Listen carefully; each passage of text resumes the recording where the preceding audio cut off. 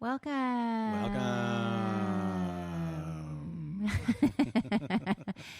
To episode 30 of Stayfhomekins. That's right. I'm Paul F. Tompkins. I'm Janie Haddad Tompkins. I am a comedian.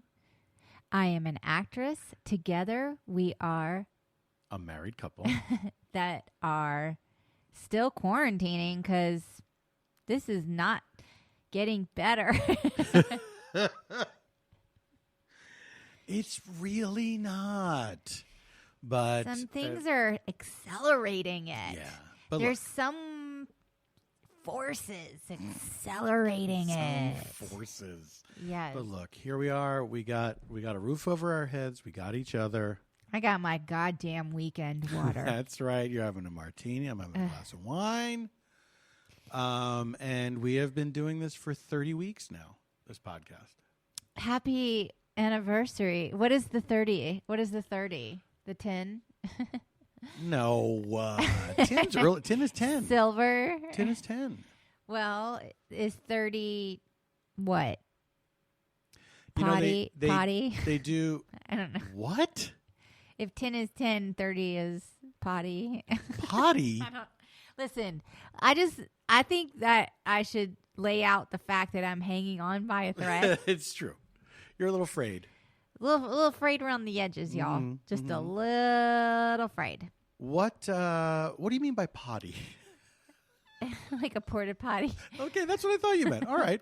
It's the porta potty anniversary. You know, they change those things every so often. They revise them. Sure. To make them more modern. Sure. So maybe 30 now is plasma screen TV.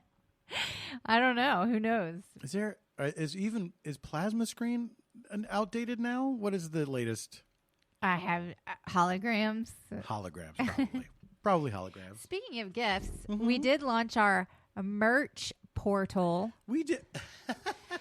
We did. We're partnered with Kinship Goods, and we debuted the merch last week. And people so are buying them. It's very touching to see that people are interested in it. Yeah, and Dan and Hillary, who are behind Kinship Goods, where you can go find our official merch. It's not a crime when you say they're behind it. kinshipgoods.com. They're working hard on new designs.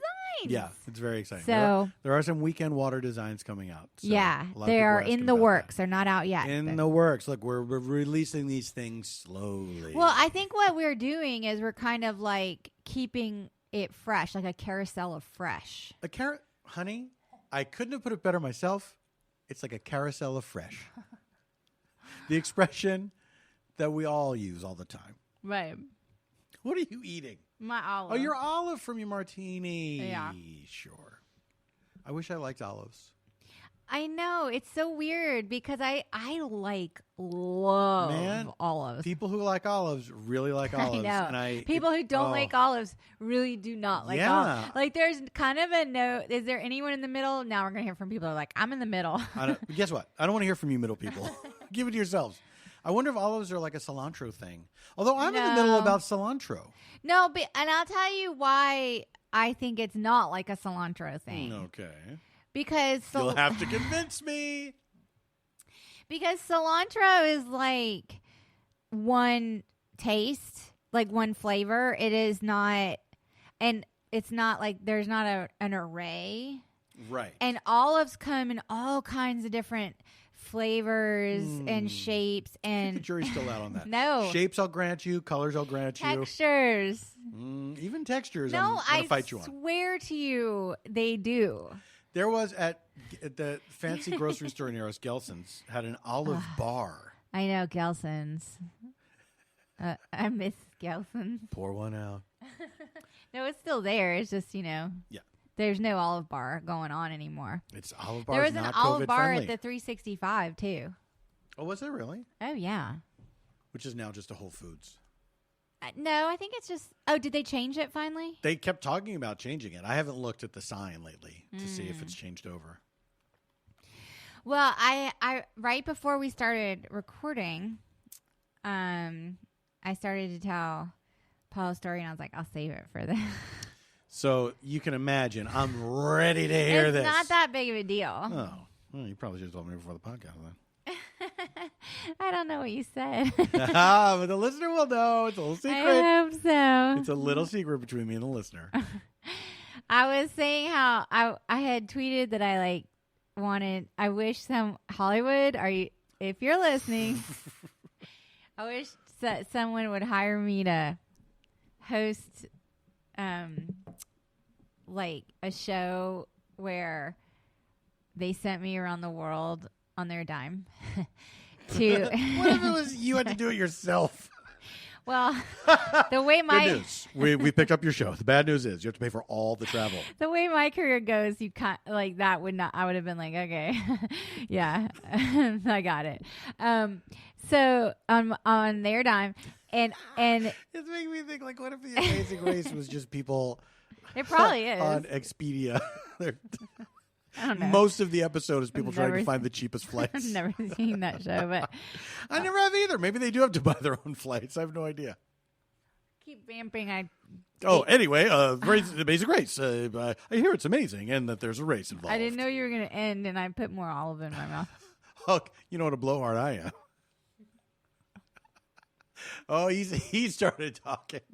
I have time to eat a jar of olive. I thought I had more time. So I go around the world on their dime to find the world's best chocolate. Yeah. Because I love chocolate. Yeah. And so this led me down a whole thing on Twitter. And I was like, you should try this chocolate, that chocolate, no, whatever. And I was like, okay, whatever. And so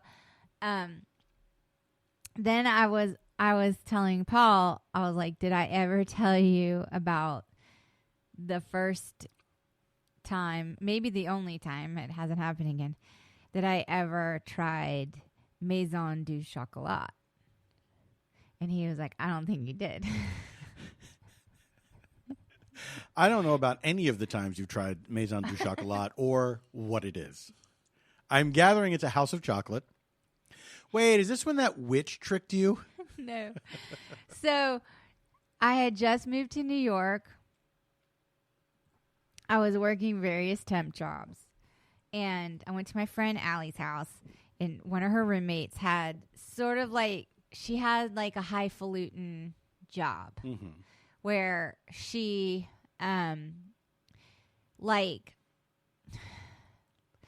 bought, like, she had to go to like Art Basel and stuff like once a year. Like she would buy like, I don't even know what that is. It's like this big like art show in Basel. What's Basel? It's like a town in I want to say Switzerland, but I might be messing that up.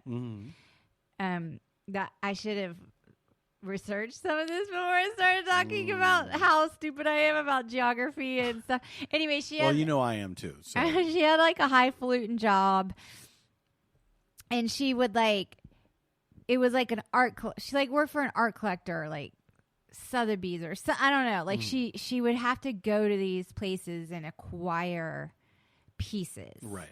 And it was like for like rich like a rich something. Here's $100. Find me the greatest art in the world. You may spend $100 in every country. Oh my God. Actually, why not? All right. So her boss was like, because he was like rich and high. Did you hear that? Like sound like a buzz, like those fly traps where. No. Did you hear it? Like the electric, like the ones where they fly in and fry themselves? Yeah, you didn't hear that? I did not hear that. Oh. Well, anyway, so for Christmas, he had gifted her like this enormous box of chocolates from Maison du Chocolat, which is like a French chocolatier, Right. And I like was over there, and she was like, yeah, her boss like gave her like a $150 box of chocolate. Now, damn. Okay, so like this blew my mind. This was like 20 years ago. I gotta ask, how many chocolates do you get for $150? There was like a lot of chocolates in it. All right. It was like. Are we talking $1 chocolate? 150 chocolates? No. Yeah. What? Or maybe like half that. There were like 50 chocolates. 75? Are we haggling? I don't remember. I just remember, and her roommate was there, and she's like, "Would you like to try one?" And I was like, "Well, yeah." Mm-hmm. And I ate one of the chocolates, and I swear to the goddess that I like got a buzz. What do you mean? Like you were high? Like you felt Yeah. high? Like I ate one of the chocolates Because it was so good. because it was like pure shit. You know what I'm saying? It was like pure Colombian snow or whatever. Like it was like so purified of chocolate that when I ate the chocolate, like I felt a buzz. Mm-hmm.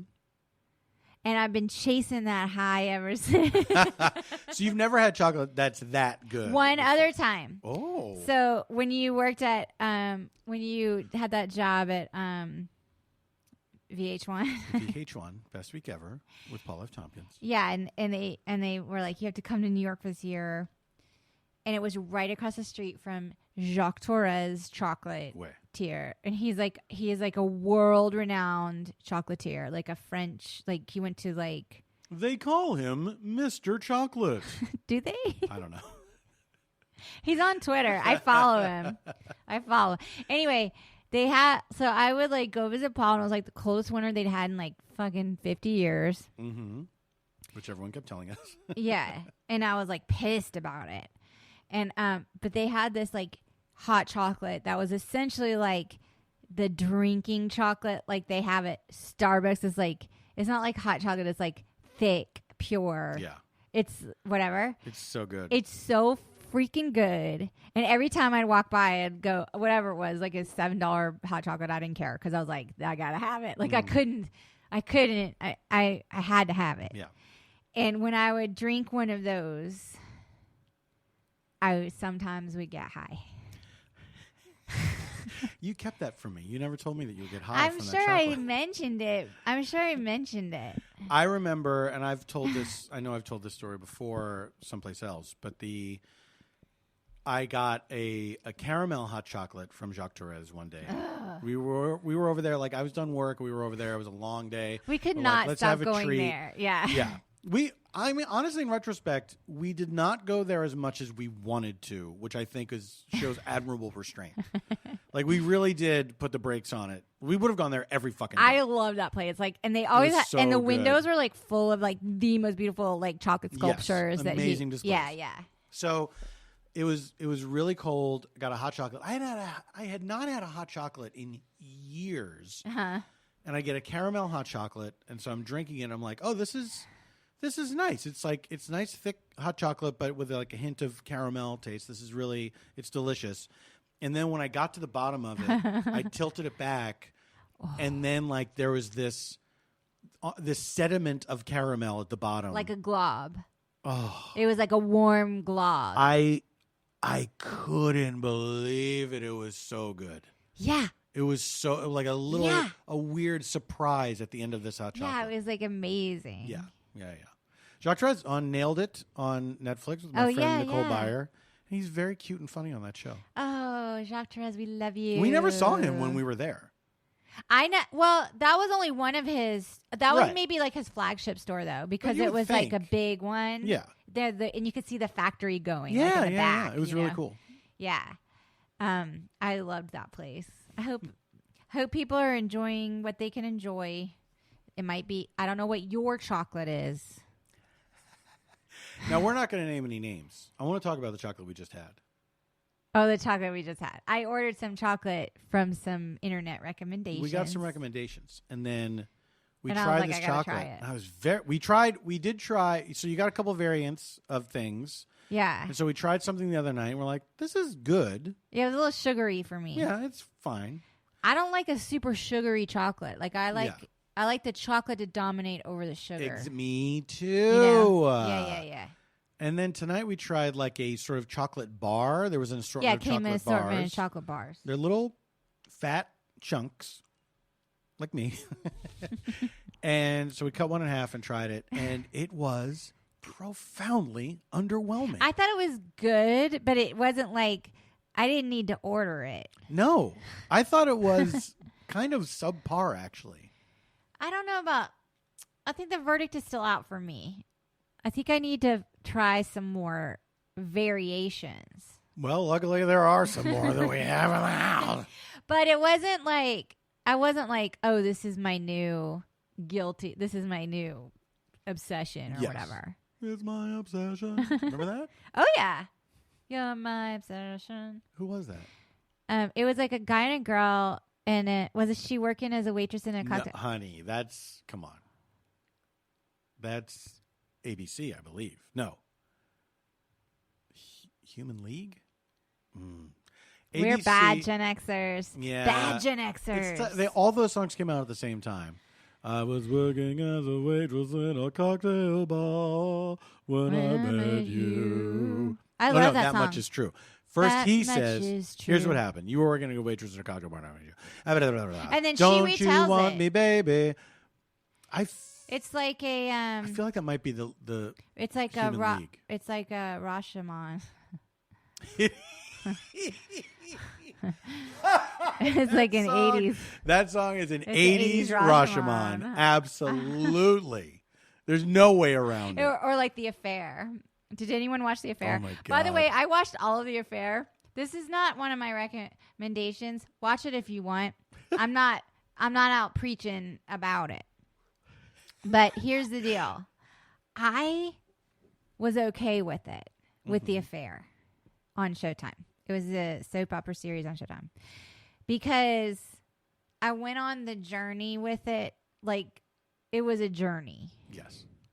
But they went super off the rails in the middle of their series. Yes. Eventually they go into the future. I forgot about. I like blocked that part out because I was like, what are they doing here? Are they setting up a weird like spinoff, like Joey after Friends? What? That would have been bold. That would have been bold. I was like, I went with it. Like I went down the road with The Affair. Yeah. And at one point in the middle of it all, my mom came to visit. And I was like, I'm watching this show, The Affair. She's like, yeah, I stopped watching that. And I'm like, well, I have to watch it because it's one of my stories and I got to watch it. And I was like, fine, I'll tell you what happened since you last watched it. Then I started saying out loud in the room, like what all happened. And I couldn't believe it. Like I was like, what happened to these writers where they working really like overtime? And I'm not like trying to shade any of the Affair writers. Like, 'cause I actually enjoyed the full thing. Like I went with it. Paul's messing with my. Sorry. What's going on? You were just peeking a little bit. Oh, okay. So anyway, but I'm more comfortable. Like, that's fine. Okay. That's fine. Okay. It's like my security plan. Anyway, so I'm just saying. You like to feel your lips on the foam? Yes. I'm just saying, like, The Affair, like, it told the story from the different act. It was like, yes, it was like the song. I was working as a waitress. That's right. It was also a Rashomon. And that's bold for an SOSOS soap opera series on Showtime. But one of the things I liked about the different storytellings was there was one episode where you only watched it when I was watching it. By the way, no, I watched that whole first season with you. I think we watched the first 2 seasons together. Okay, and then I was like, the further they get away from the beach, the less I'm interested. Well, and I was pissed about that myself because the locations were beautiful. Oh, I was in it like purely for the real estate porn. Like I was like, yeah. There was one story where Joshua Jackson's character passes out at the beach with some ne'er-do-well kids. Oh, that's later that's later. And they draw on his face, right? Yeah. And so in the 2 tellings, He has different drawings on his face. And one was like a giant penis or something. Yeah, one they drew dicks all over his face, which is what people would do. Which I also feel like they were punchy in the writers' room because they were like, let's have him have penises all over his face. This is like a drama. By the way, in his version, he just has like some clown makeup drawn on his face, and I was like, come on, what? What do we do now? I don't understand. Now it's like no. I think what happened was we got into Trump's America. And what? And they were like, well, some people are gonna see penises on his face, and he's gonna see like it's the blue and yellow dress or whatever. Oh, come on! Oh, all right, I'm cutting them. Honey. I'm trying to give them an out. That's very generous. I'm trying to give them an out. That's very generous of you. Because I do think like even if you have two different tellings of an incident, the reality would be like, yeah, he had a star on his forehead. Or he had like a heart on his cheek. It wouldn't be like giant penises all over his face, and then the other person would be. Well, that's the thing. That's like it was would like only be giant penises on his face. That would be the most memorable. That's all they would. These, if you pass out, you're some rich asshole to these kids, right? So you pass out on the beach. Right. They've dosed you, and you pass out. This is in both stories. All right. They're only going to draw dicks on you. There's no way around it. The crazy part about the future story when they went into the future, they had instead of it just being in the future, which would have been fine, because they wanted to show what happened to this little girl. They wanted to be like, well, what happens? What are the repercussions of the affair when this child becomes an adult? Right. Into the future, because we're not there yet. Let's sidestep the question of who cares. Let's focus on what happens. I think they wanted to show that like the affair was like it was a big fucking deal. Absolutely. Like it was such a big fucking BFD. deal. That like it created these whole chain of events. Ripples that will reverberate throughout time. Yeah, the chain of events of the affair are like, this is no Fatal Attraction. This is like generational trauma. Here's kind the of thing. It also wasn't just an affair. And what do you mean? Well, the problem that I had with the show, and this is a problem, and I will take responsibility for this, because it's one of those things where it's the show you thought it was going to be versus the show that it is. And you can't hold them responsible for the show that you thought it was going to be. They have not made a mistake. You had an expectation. They're doing their own thing. You thought it was going to be something else. That's on you. So I thought it was going to be the repercussions of this affair that these people have and how it plays out. I thought this was like an adult show. Like we're going to see how it affects everybody's lives and everything.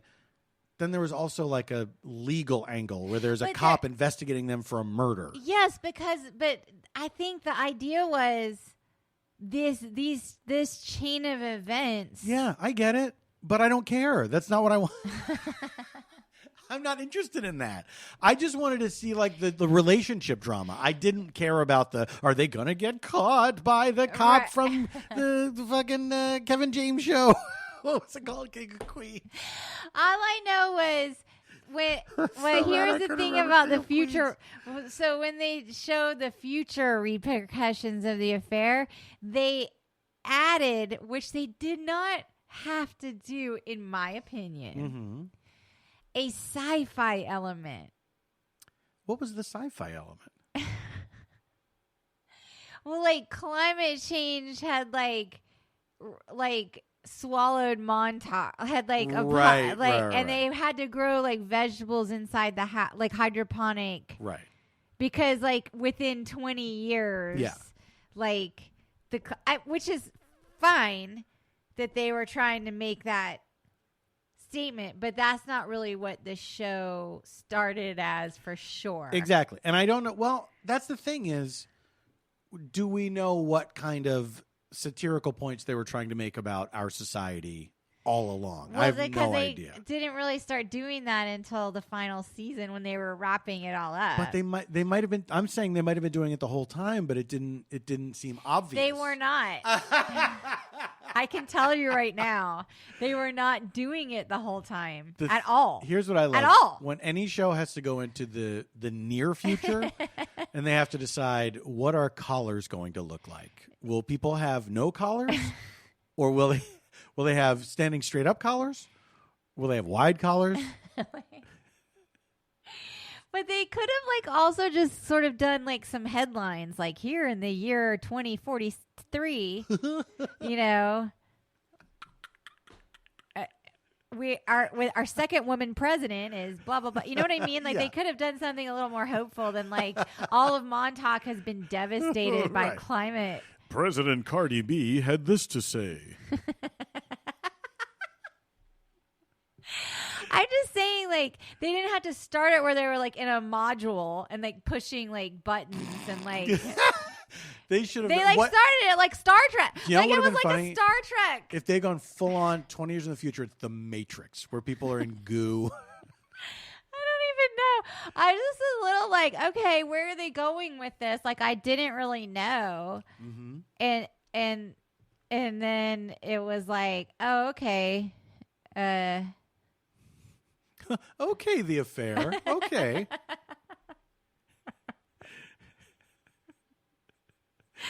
And I didn't mind it. By the time they got to the end of the final season, I was I see. Yes. I see. Ah, the affair. I see that this affair took them. How long has this show been off the air now? We're just getting around to taking it down. It was just last year or something. It ended. Know. It was it was just last year, maybe. I only brought it up because of the song you were singing. Right. That's right. Oh, my God. I forgot. Because I was it reminded me of that construct. Yes. It reminded me of that construct. Oh, by the way, if anyone's going to tweet at us and tell us who sang that song, don't, because we're going to look it up during the break. I know people know. I'm surprised I can't remember, but ABC definitely did "The Look of Love."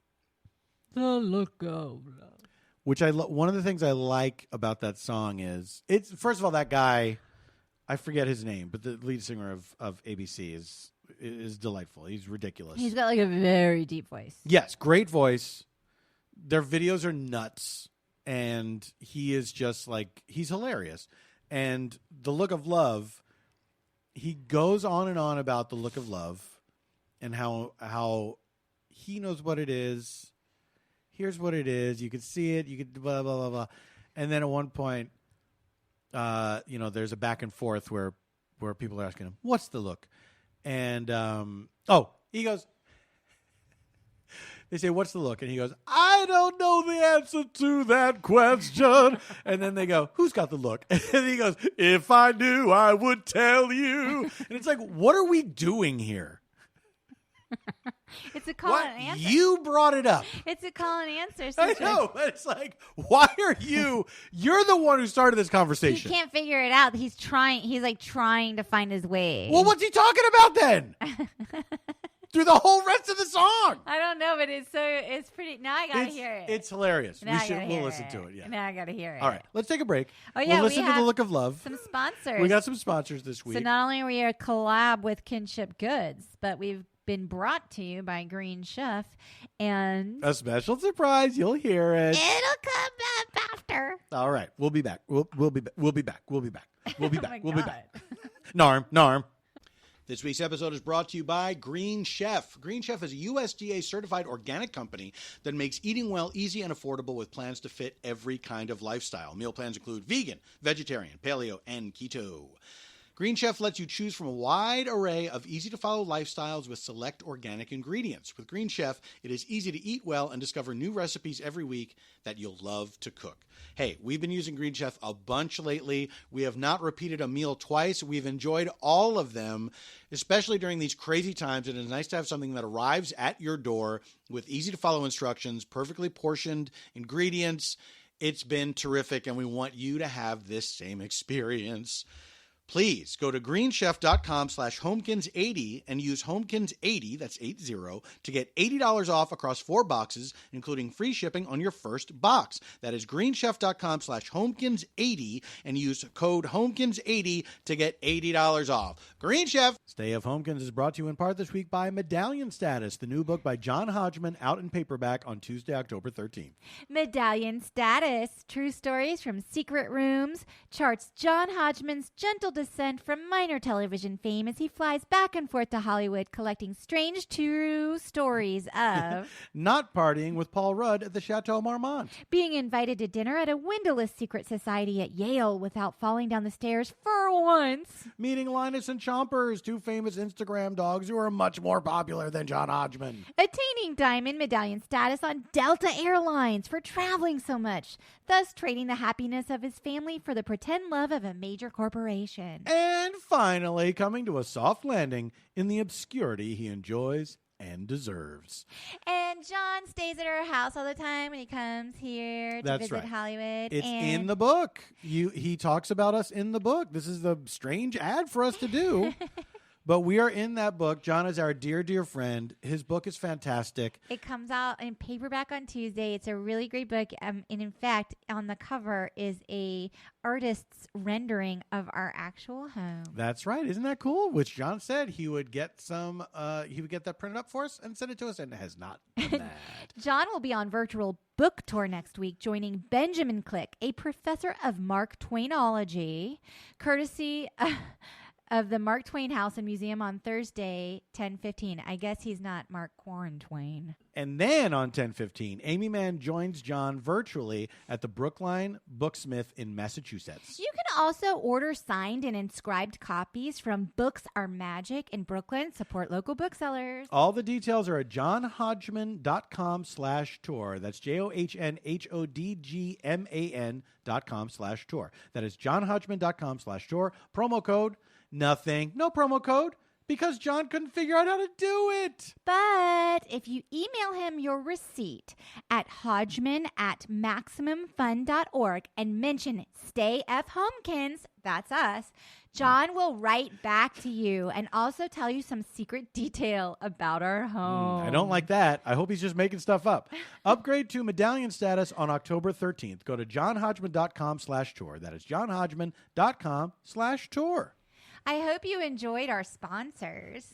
You know what? I hope they enjoyed our sponsors too. We have a hard copy of the medallion status. I thought you were going to say we have a hard out, so we got to go. Hey guys, sorry, we should have told you we have a hard out tonight. I like how our hard out would be with ourselves. Yeah, exactly. Which maybe that is a good thing. I don't know. Yeah, it's a Friday night. We have a hard out. Okay, there were a couple things I wanted to get to on the podcast. Number one, I hope everyone's doing okay. This has been quite a week. It's been quite a week. Yeah. It's been quite a week. Nobody asks me to do this voice. Really? No one? No. Anyway, but what I really wanted to do was to talk about the affair more. Oh, my God. Oh, my God. Because I totally forgot. Those things you did not get to. There was a major detail I did not get to. A major deet. Which I feel like if I share it, it could lead to a larger conversation. Like a national conversation? A national conversation about the affair? Moderated by Fran Lebowitz. Well, it could lead to a national conversation because it deals with the age-old New York versus Los Angeles feud. Yeah. There were scenes in this. At some point, somebody moves to L.A. Okay. Yes. Then they have a neighbor who is like, I'm thing- doing goat yoga. Care to join me? It was like never supposed to be in LA. The thing was No. all New York. Yes. And I'm talking about the New York versus LA culture wars. Yes. New York, as Like, we all know, is with a like concrete jungle where dreams are made of. LA is alfalfa sprouts. It was clear that the writer's room was all New York people. Well, here was the thing was that I think at some point when it switched, like I was like, am I going to stick with this show? Because it did go off the rails. Yes. As I said, I explained it to my mom out loud, and I couldn't believe the words that were coming out of my mouth. Yes. As Chris Tucker once said. Then when they moved from New York to LA, and there was this sort of portrayal of Los Angeles by I think New Yorkers who've never been to LA, never visited. Now you're talking about the actors, not just the writing. You're talking about the I'm talking actors. about the writing. Okay. So I'm only the portrayal of Los Angeles. the yes. portrayal of Los Angeles. I got hung up on the word portrayal. Sorry. No, that's my fault. Sorry, the picture drawn or yes. Yeah. I became like, then it was like watching, then you start watching it for a totally different reason. Yeah. Where you're like, okay, this is going to be rich. Yeah. You know what I'm saying? Like, you're like, okay, go ahead. Yeah. Lay it on me. It's like if a friend does an impression of you, but they pick up on one thing that you do, and they make it seem like you do that all the time. Yeah. Or like, or any way the South is portrayed on TV. Yeah, where it's like, I'm just a hay chewing, hayseed or, or whatever. So many verandas. Are you going to go down to I went to the DAR this morning. That's like from a Did I ever Tennessee do Williams. Yeah. On my podcast, did I ever do my famous impression of people from the South? What? You mean, y'all? Yeah, that I used to do. Y'all. No, not that one. Them girls gonna get up and do not that one. Which you can buy on a T-shirt at Kitchen. No, the one that I used to do when we first started dating. Oh, you mean the right? Can I do it? No. What would be the point of you doing it when you're from there? This is what I used to. This is what Paul used to do. Hey, y'all. Oh, that one. I'm from the South. My granddaddy fought in the Civil War. Hey, y'all. We used to do that all the time. Hey, y'all. I'm from the South. My granddaddy fought in the Civil War. Now, it's funnier that you do it slower than me because you're from the South. Wait, but I thought you were going to do the other one. What's the other one? When we saw those alligators. That was the catalyst for a character that I would later do. That was an alligator covered. We went to Bull Island. We saw an alligator that was covered in duckweed. That alligator was covered in duckweed. And then I made that voice into the contraption air. Oh, okay. I didn't realize. No one did. It was my little secret. All right, so back to the affair, just real quick. There can't be more. So it wasn't just the cliches of like, do you want to do some goat yoga? It was also like, he lived in Topanga Canyon, but worked in Compton. And would pick up his kids in like Pacific Palisades. Yeah. Like I was quite the commute. like, that's not happening. Yeah. That is not happening. Yeah. At all. Like, period.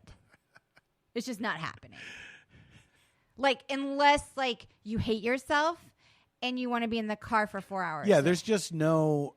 It's not livable. No, it's not even like logistically possible. Yeah, unless you do want to be late for everything. You just like would not. You couldn't do it. You couldn't do it. Couldn't do it. Anyway, I just want to say if there are any writers from the affair listening, I'm not trying to like dunk on you because I watched every damn minute. I do think it's a little late to say that, but go on.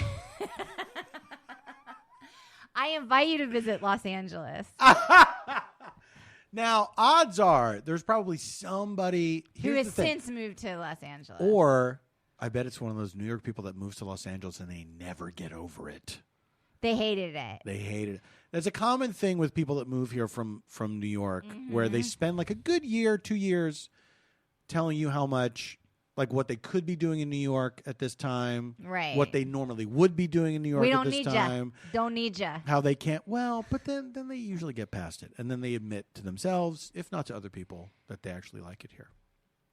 I mean, do they? Yeah, absolutely. Look, I was one of those people when I first moved here.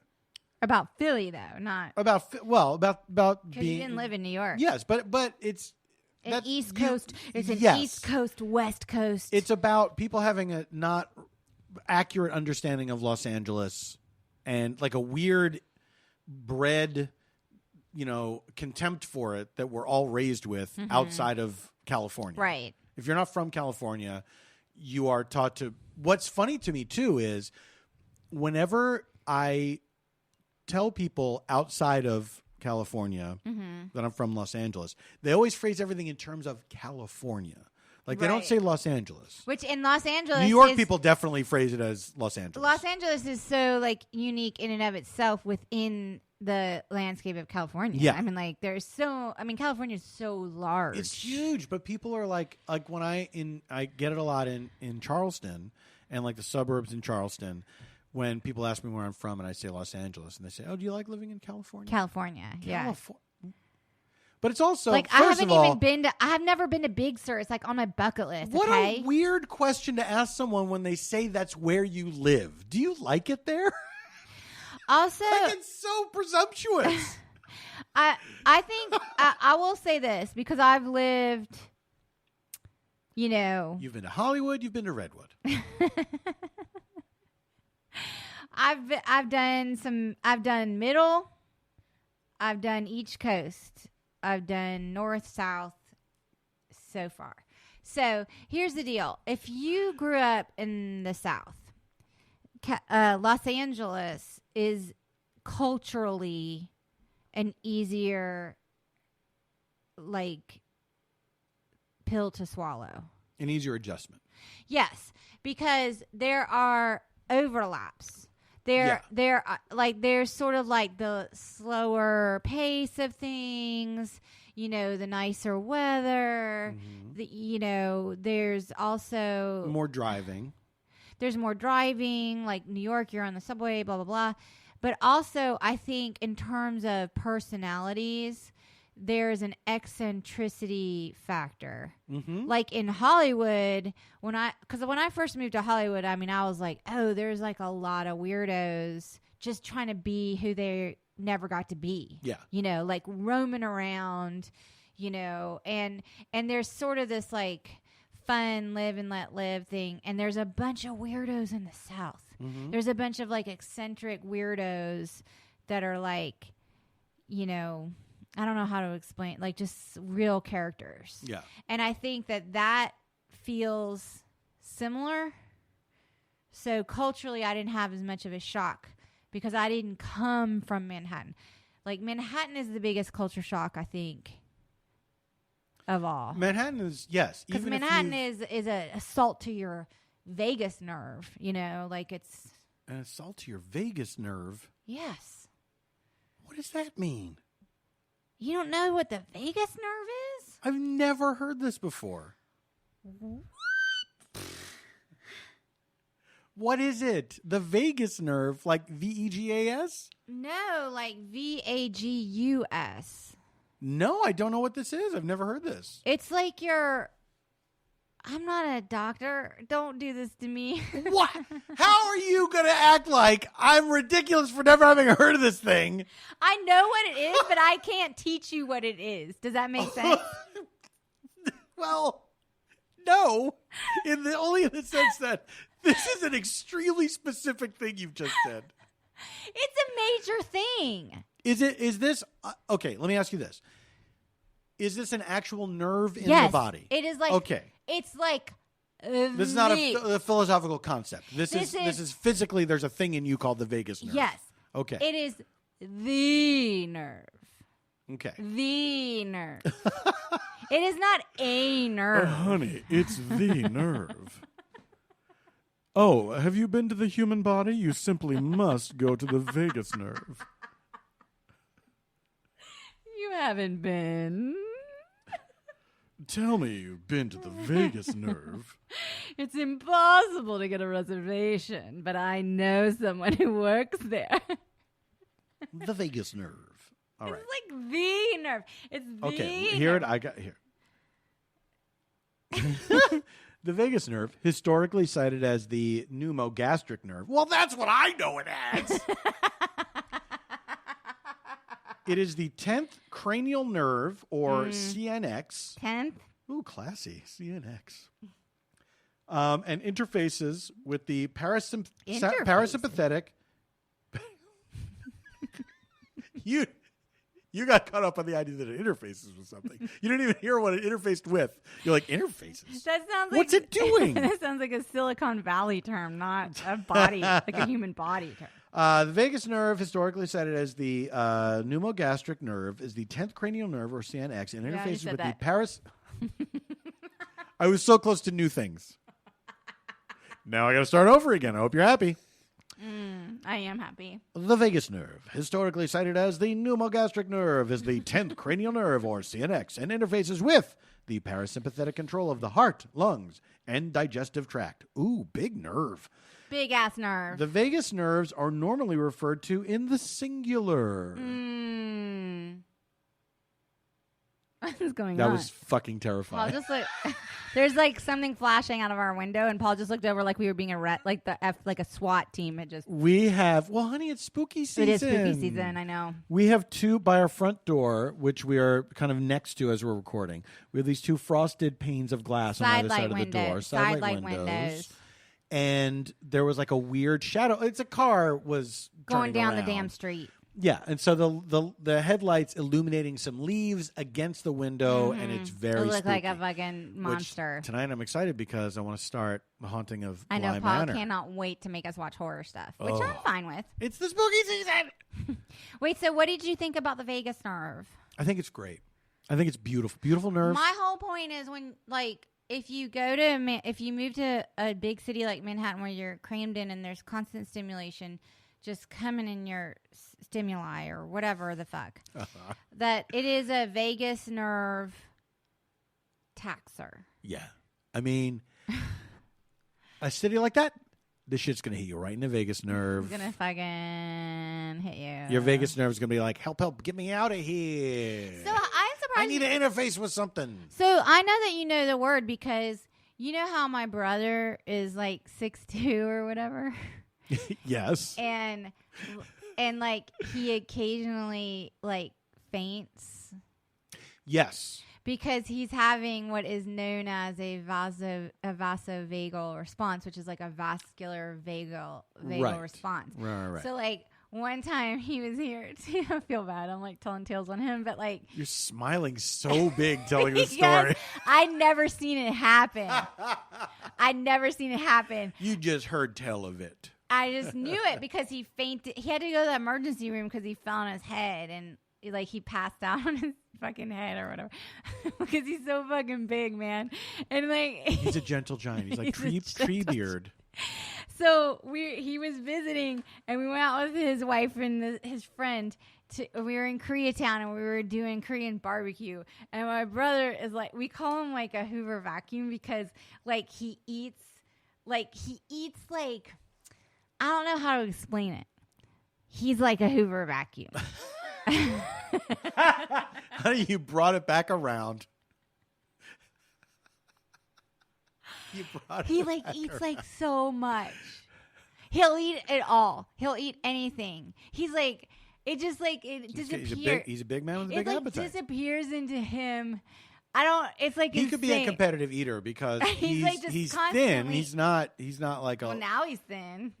He did lose some weight. He did. He's Recently. in very good shape. He's He's in really good taking shape. care of himself. But yeah, he does have I would But say a he, like, healthy appetite. He eats so much, and so we went to this Korean barbecue place. And we were like, and you know, they're just like bringing you all these foods and stuff, and like it's like you're cooking on the thing, and he ate so much food. dude that he had about. I'm sorry. It was actually very scary. It was very scary. It was very scary. But he had a vasovagal response. Because what happened? He stood up. No, there was no standing.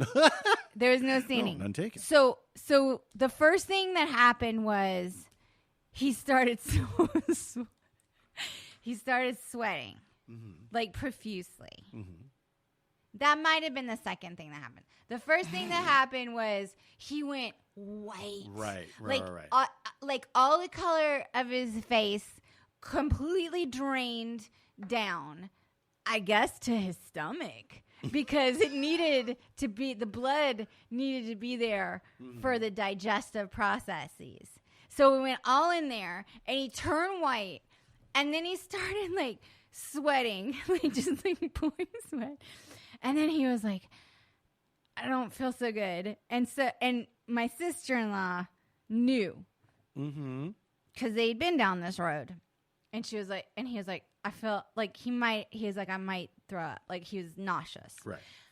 And we're in this busy restaurant and there's like a line. Like we waited like 45 minutes to get in this fucking, there's like a line. It's like one of these places where you have to just wait and and you can't linger. Like you got to eat and leave. You know what I mean? And she was like, it's like, we were like, oh my God, is he going to like barf on the floor of this restaurant? So we had like been to the drugstore and she dumped the stuff out of the plastic bag and was like holding the plastic bag, and he he had to put his head like down between his knees. Yeah. And we were like at the table? Yes. That must have been difficult. He had to like push out to the side and kind of like bend down. And then it took like 15 minutes or so, or like 20 minutes, and we finally got him out of there and paid the check and like got out of there. And then the color slowly came back to his like face. He didn't barf, he didn't faint. And then but he was dripping, like his shirt was like soaked. And I took a picture of him. Gee, now here's what's funny. Yeah. I was not there for this story. No, you weren't there that day. And I thought that he had fainted in the story. He didn't faint in that. Was there another time you guys were all out and he fainted? No, he fainted in before from the vasovagal response, where they. But did you witness this or no? Laura, my sister-in-law, was with him, and they went to the hospital, and they told him that that's what it was. And that happened where they live. That did not happen like out here. I think it was in Philadelphia. Okay. Wow. So that's why I thought you might know what the vagus nerve was. No, man. I do now. And I'm glad. I'm glad to know it. I don't mean to be laughing because there's probably people listening. They're like, I have that. And it's not fucking funny. And I can fall and hit my fucking head. Hey, everyone. Listen, I don't want my brother to have it. I'm just saying when it happened, it was like there was a drama. But you weren't laughing at the time. Fuck no. I was like, is he gonna go down? Yeah. Is he gonna barf? What's going to like? I was looking around, like I don't know, like barf. Does somebody know like what like medical stuff is? Because I don't know what's happening. Like I didn't know. Did you grow up with the term barf? Was that the one that your family used? Puke, maybe, or throw up. We said throw up. Just throw up. We said throw up. And then I'm trying to think when barf I got is older, more of an 80s. Barf is like. I think of barf as 80s too. Yeah. Like, yeah. Barf. Or like. Gag me with a spoon. That's gnarly. Do you know, I remember seeing Moon Zappa, who did the song Valley Girl with her father, Frank Zappa. And in then concert, you mean? No, not in concert. Oh. But I would eventually meet her. Many times. Well, she's an Angelino. Like, doesn't she have like born a little and raised, shop on Larchmont and stuff? I think so. But I remember seeing her as a kid when that song came out. Mm-hmm. She did it on the Merv Griffin show. Did she? And she lip synced it. You know, like they're not going to like Merv Griffin's not going to have like a full band for her to do the song. And the song is like Valley Girl, she was a Valley Girl, and then she's saying all the, oh my God, grody, gag me with a spoon. Totally tubular. And my memory of it is her like sitting on the edge of the stage because it was filmed in front of a live audience of old people. And she's sitting there with a microphone, lip syncing this conversation. It was very strange. I wonder if that clip exists We got to online. find it. Yeah. Now that y'all can tweet at us. No. We'll find it. Look, here's what We I'm know gonna how say. to Google. We know how to go. Give us a day, guys. Just give us a day. I have a question for the listeners. Okay. Do you have like a friend who, or you know someone, or you work with someone, or whatever with someone who, like, basically they are like, oh, where did you, how did you find that? Or where did you find that? And it's like the obvious like avenue to the answer is to Google it yourself.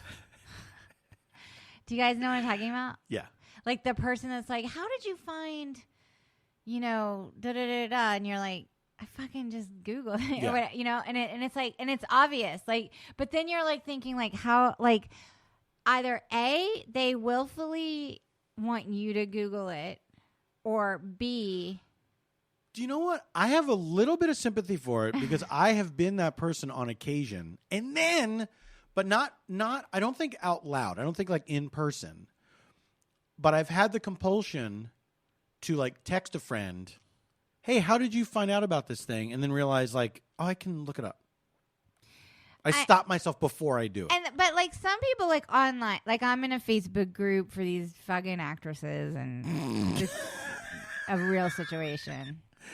I have to tell you, Facebook group with like fucking actresses. fucking commercial actresses that fucking know everything about everything, and they'll be like, I've tried Googling this and I can't find it. And so they'll like That's preface. fair. They'll Absolutely. Preface. And so I know someone on here said blah, blah, blah, but I can't find, you know, and Yes. then you're like, okay, Yeah.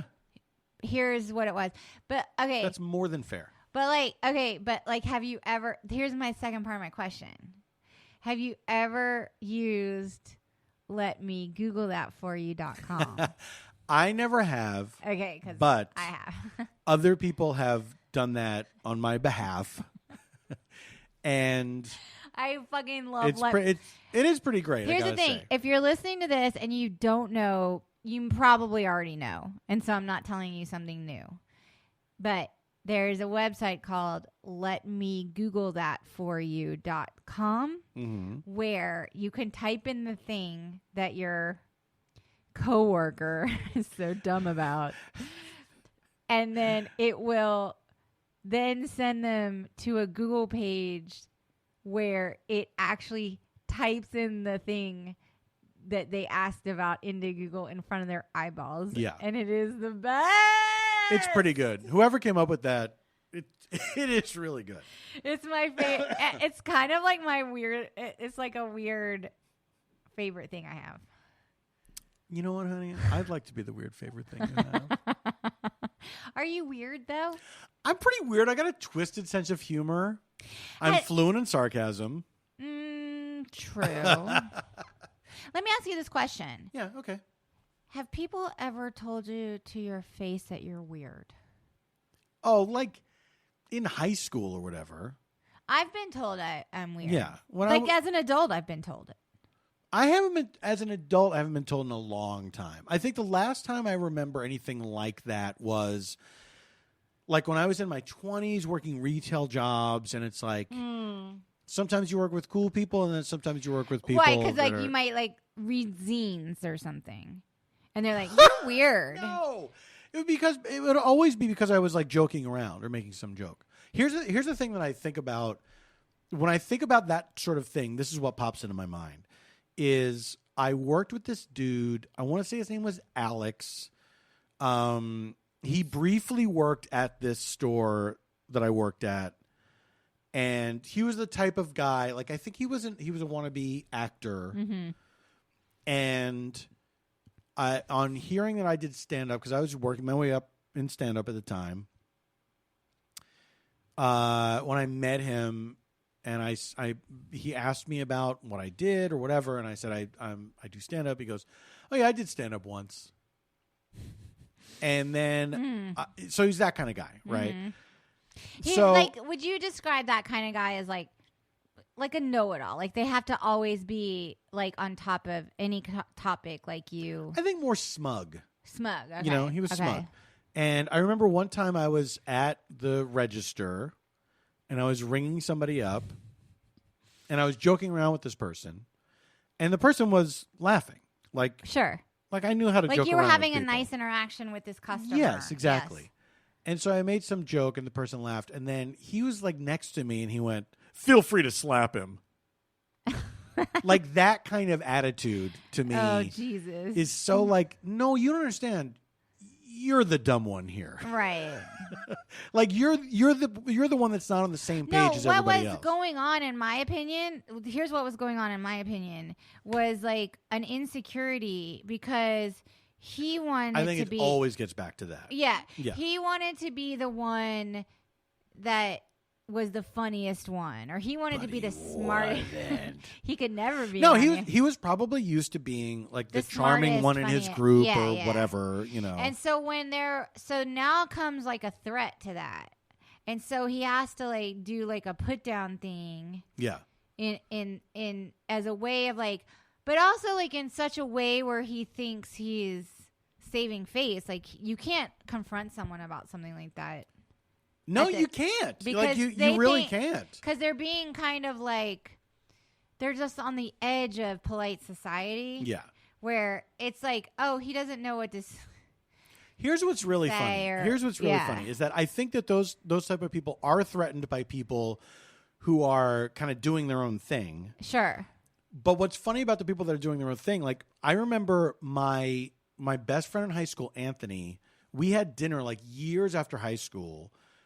And he was recounting like stories of like funny things that I did or outrageous things that I did in high school that I didn't remember that well. But he said like it was great because you didn't care what other people thought. And what's so funny to me is like all you that's did all was I care. cared about. That's all you cared all about. I cared about.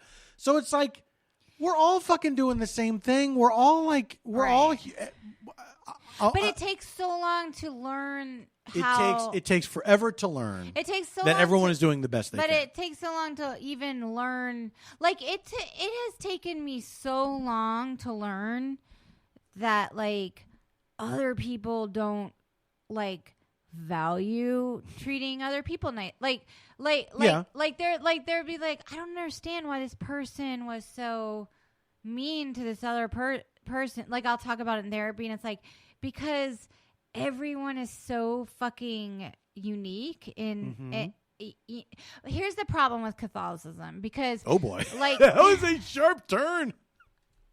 Well, because you kind of grow up in this culture of like the golden rule or whatever. Yes. Like to the point where you think that like just like you're being taught like to brush your teeth or like, you know, I don't know, wash your hands after you go to the bathroom.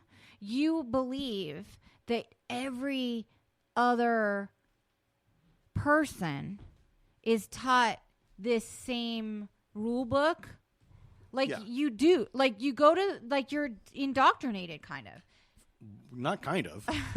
So you go to like Catholic school and they teach you this thing that's like, this is how it is. This is the rule. Mm-hmm. You treat, you know, love thy neighbor as thyself. Like, yes. Like that's the rule. Do unto that's others, the fucking rule. And absolutely. It's called the golden rule. Yeah. So you're like, oh, okay, you brush your teeth, you wash your hands after you go to the bathroom, and da-da-da-da.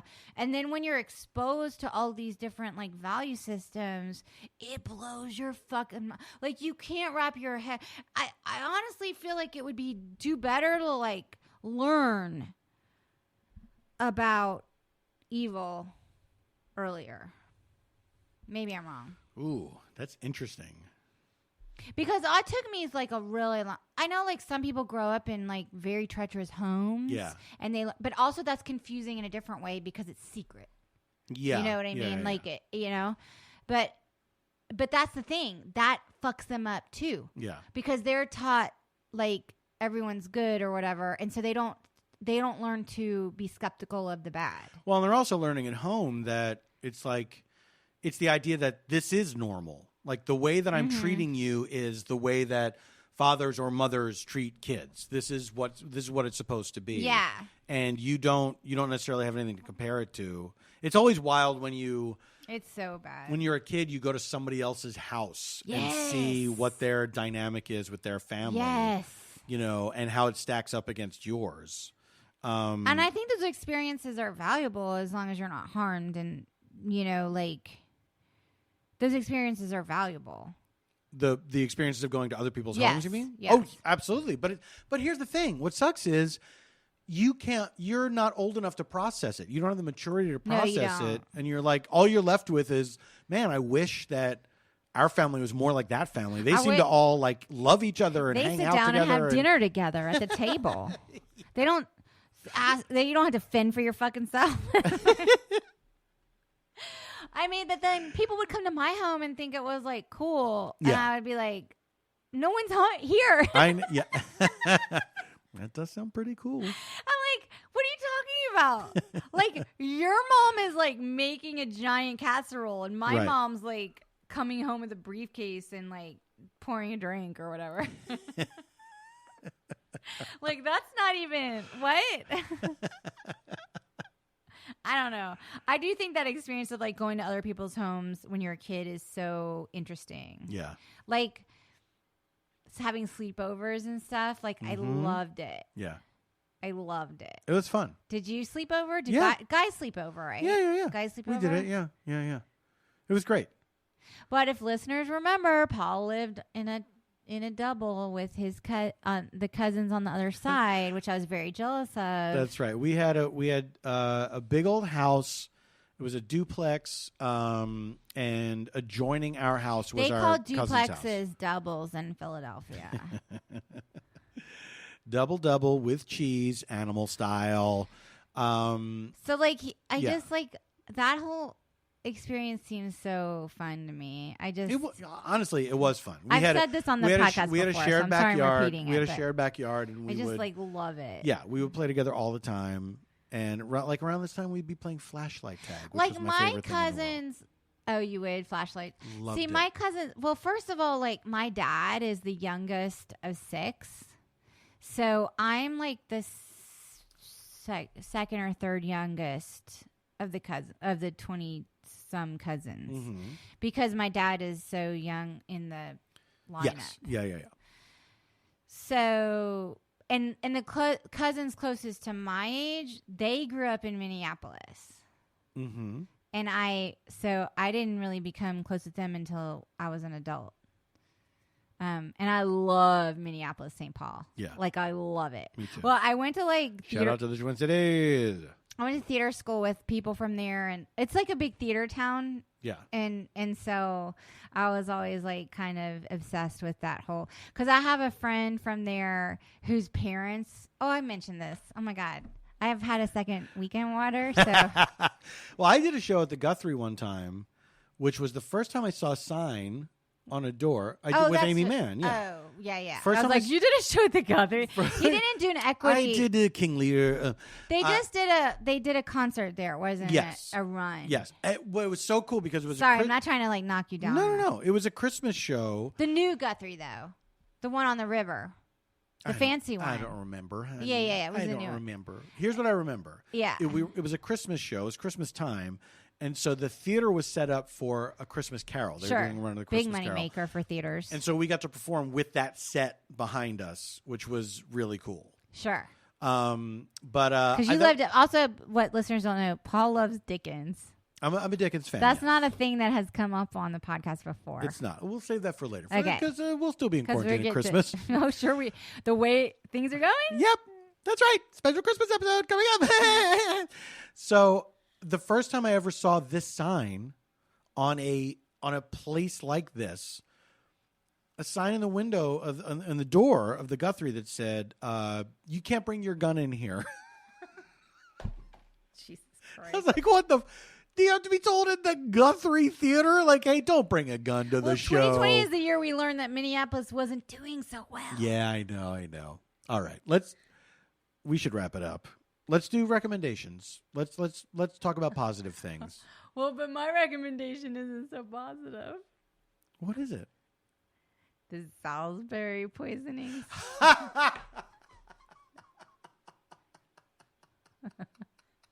Guys, I'm not going to lie.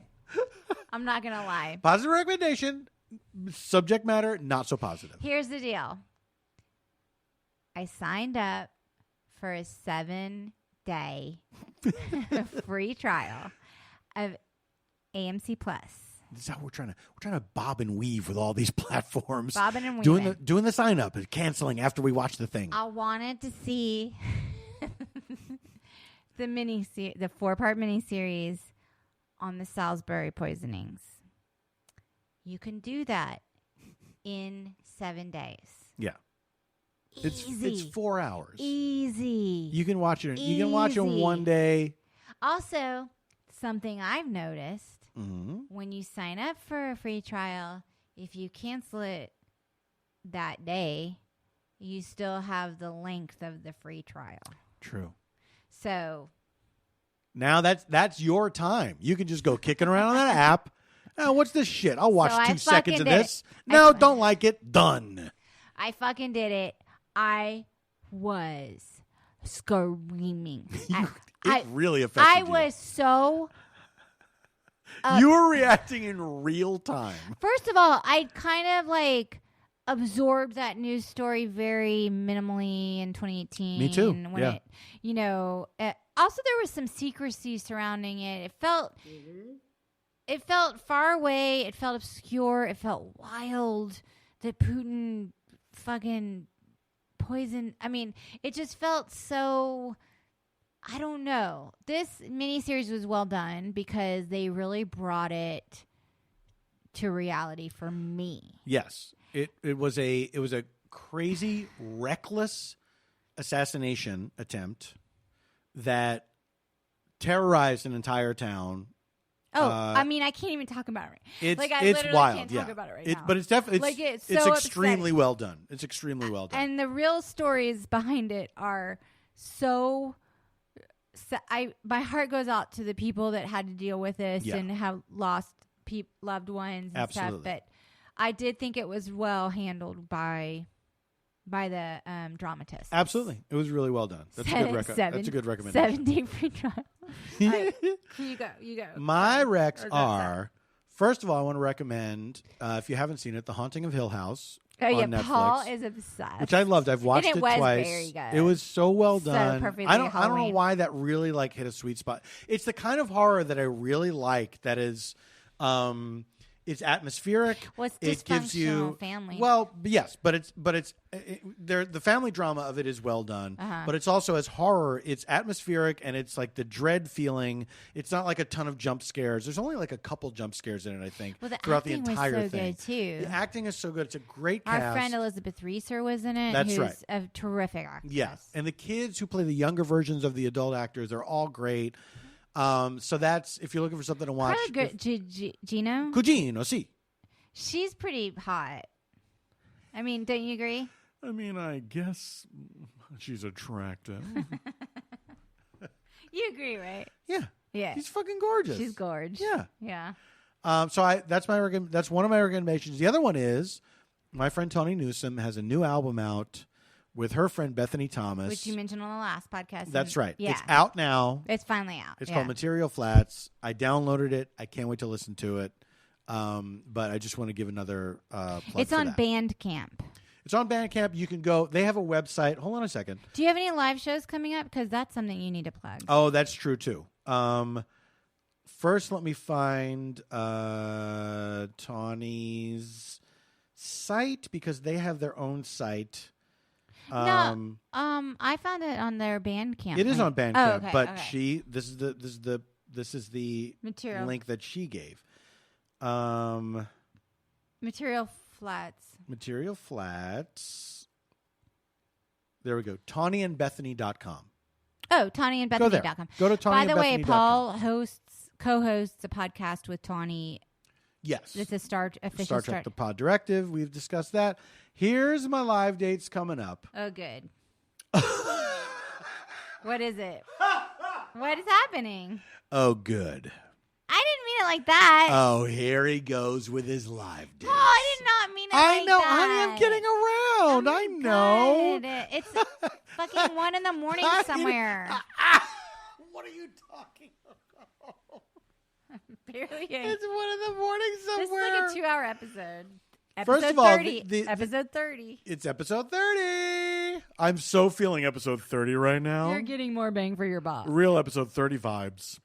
The show that Lauren Lapkus and I just did on October 5th is still up. It's up for 7 days after the original airing, so you have another couple days to watch it. Lapkus and Tompkins and The Living Dead that is up. You can find all the. I'll tell you where you find all these things. Plan 9 from Outer Space, a live reading that's going to be the 29th. Day after my of birthday. October, day after your birthday. God. And then a thrilling adventure. 43 is going to be so weird. Keep going. And then Thrilling Adventure Hour, we're doing a Halloween show. It's all Beyond Belief. Halloween Beyond Belief. Cute. Very cute. That's me and Patrick Brewster as Frank and Sadie Doyle. Oh, perfect. With 2 all-new Beyond Belief stories. And that is on Halloween night. We're doing that on Halloween night. Yeah. Stop it. So that's for most of us, that's an earlier show. It'll be 5 p.m. So you can kind of start your Halloween night. Where can folks find all of this stuff? You can go to paulftompkins.com/live. If you want to find these links, this treasure, go to paulftompkins.com/live. That's the Appalachian treasure. For your pleasure. Let me measure that. Okay, And there you y'all. go. Okay, y'all. Please follow us on Twitter at stayfhomekins. Please follow us on Instagram. Paul loves to post those reference photos a day or two after we launch. Yes. Please go to kinshipgoods.com. Find your official Stay of Homekins merch. Please take care of yourself. You can write to us at stayfhomekins@gmail.com. Oh, yes. We love hearing from you. We've been getting amazing letters, by the way. But hey, yeah, take care of yourself. Try to have fun. Like, Halloween's a fun time. People are very vulnerable on the emails, and I really like it. Is that weird? No, that's not weird. I like when people are really fucking human. I think it's nice when people are honest. Be fucking human. Yes. Be fucking human to yourself. Yeah. Be fucking human with that. You know what? This is a weird. We voted this week. We did. We dropped off our ballots. Do you think they'll be counted in the computer system properly? Well, we did track them with ballot tracks. Not that. I'm talking about the count. The count that goes to the main. The holy counting? I don't know. I hope so. We're at a place where we don't know what's going to happen. But let's not. We're so close to ending on a positive note. Make a plan to vote. Make a plan to vote. Yeah. Check out voter guides in your area. People probably already voted. Figure out what you're going to do. This election's been going on for a while. But some people haven't yet. So, make a plan to vote. Do what you got to do. And be fucking safe, man. Yes. Take care of yourselves. Take care of each other. We thank you for listening. We really do. And we'll be back next week. Until then, stay safe, stay sane, sane, and stay home if you can. Because you might have an essential job. Okay. We're throwing that in the mix now? I just want to be it's a little late. Clear that we're 30 episodes it's in. an inclusive. We're 30 episodes is in. Stay home unless you live in Hill House. Then get out of there. The call is coming from inside the house. I'll remember that. All right. We'll see you next week.